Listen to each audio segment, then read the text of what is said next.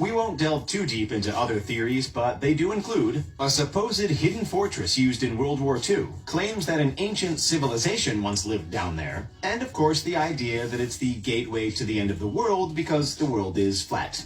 Yeah, right.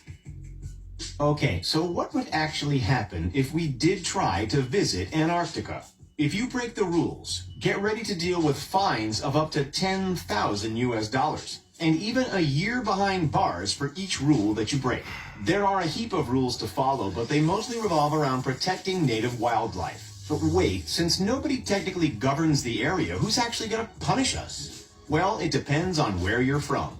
According to the Antarctic Treaty, anybody accused of a crime in Antarctica is subject to punishment by their own country.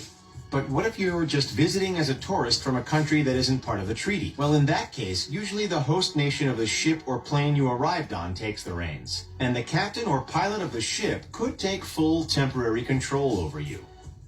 Antarctica isn't only a restricted landmass, but also one of the largest forbidden airspaces on the planet. It's because of legislation that was introduced in the 80s under the Reagan administration. A law was created that stated no aircraft, regardless of where they are, is allowed to be more than 60 minutes from an airfield in case of an emergency. Since the infrastructure around the South Pole is next to none, we have to 19 avoid it flights in the name of safety.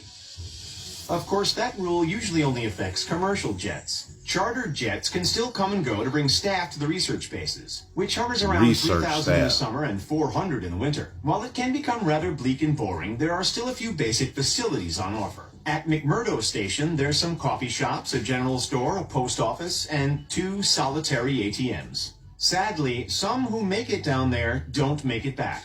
Over the years, many bodies have been discovered beneath the ice, and some are never discovered at all. In total, the number of fallen explorers is thought to be in the hundreds.